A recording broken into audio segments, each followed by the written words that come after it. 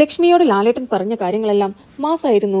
പക്ഷേ ലക്ഷ്മിയുടെ നിലപാടിൽ നിന്ന് മാറുവാൻ തയ്യാറായിരുന്നില്ല. ലാലേട്ടൻ അപ്പോൾ ലക്ഷ്മിയോട് ചോദിച്ചു, നിങ്ങൾ പുറത്ത് ജീവിക്കുന്ന ആളല്ലേ? അതായത് UK പോലുള്ള സ്ഥലത്തെല്ലാം ഇവരുടെ പോലെയുള്ള റിലേഷനെല്ലാം കോമൺ അല്ലേ?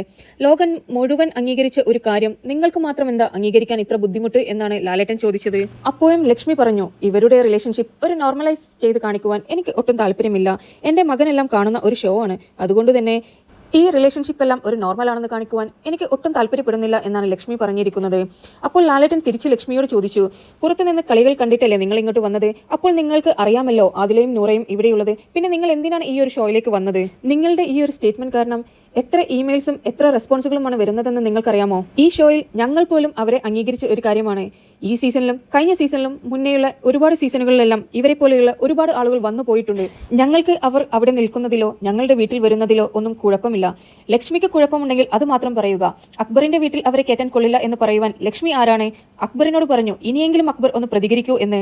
ലാലേട്ടന്റെ ഈ വാക്കുകൾ കേട്ടതും അക്ബർ പറഞ്ഞു, സത്യം പറഞ്ഞാൽ ആ സമയത്ത് ലക്ഷ്മിയെ എങ്ങനെയെങ്കിലും അവിടെ നിന്ന് ഒഴിവാക്കുവാനാണ് ശ്രദ്ധിച്ചത്.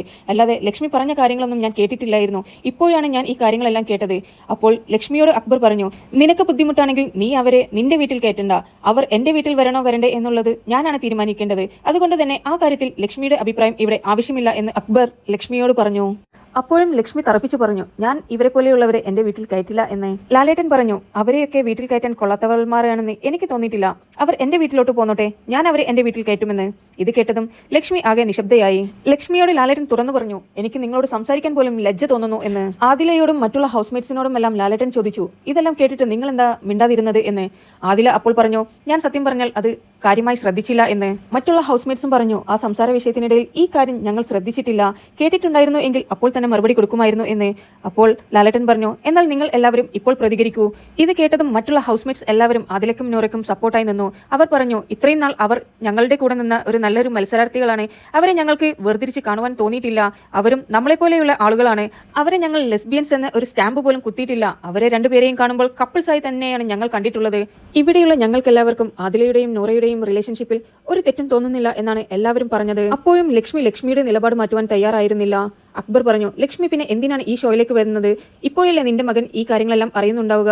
എന്തിനാണ് പിന്നെ ഇത് നിന്റെ മകനെ കാണിക്കാനായി വന്നത് എന്ന്. ഇതിനിടയിൽ ലാലേട്ടൻ ചോദിച്ചു, ലക്ഷ്മി ജോലി ചെയ്യുന്നുണ്ടോ എന്ന്. ലക്ഷ്മി അപ്പോൾ വളരെ അഭിമാനത്തോടു കൂടി താൻ ജോലി ചെയ്യുന്ന വിവരങ്ങൾ പറഞ്ഞു. ഇത് കഴിഞ്ഞതിന് ശേഷം ലാലേട്ടൻ ആദിലയോടും നൂറയോടും ചോദിച്ചു, നിങ്ങൾ ജോലി ചെയ്യുന്നുണ്ടോ എന്ന്. അപ്പോൾ അവർ ജോലി ചെയ്യുന്നതിനെ കുറിച്ചും കമ്പനിയെയും കുറിച്ചും പറഞ്ഞു. അപ്പോൾ ലാലേട്ടൻ പറഞ്ഞു, അവർ ഒരു ജോലിയും ചെയ്യാതെ ഇരിക്കുന്ന ആളുകളല്ല. അവരും അവരുടെ ജീവിതം സ്വന്തം കാലിൽ നിന്നുകൊണ്ടാണ് ചെയ്യുന്നത് എന്ന് ലക്ഷ്മിയെ വീണ്ടും ഓർമ്മപ്പെടുത്തി. ഇതെല്ലാം കേട്ടതോടുകൂടി ലക്ഷ്മിക്ക് ഒന്നും പറയാനില്ല. നിങ്ങൾക്ക് ഇവരെ സഹിക്കാൻ ബുദ്ധിമുട്ടാണെങ്കിൽ ഈ ഷോയിൽ നിന്ന് നിങ്ങൾ പുറത്തു പൊക്കോളൂ എന്നാണ് ലാലേട്ടനും മറ്റുള്ള ഹൗസ്മേറ്റ്സും പറഞ്ഞത്. സത്യം പറഞ്ഞാൽ ആദിലയും നൂറയും അന്നത്തെ ദിവസം എന്തുകൊണ്ടാണ് പ്രതികരിക്കാത്തതെന്ന് ഞാനും ആലോചിച്ചു പോയിട്ടുണ്ടായിരുന്നു. ഇപ്പോഴാണ് മനസ്സിലായത് അവർ ആ പറഞ്ഞതൊന്നും കേട്ടിട്ടില്ലായിരുന്നു എന്ന്.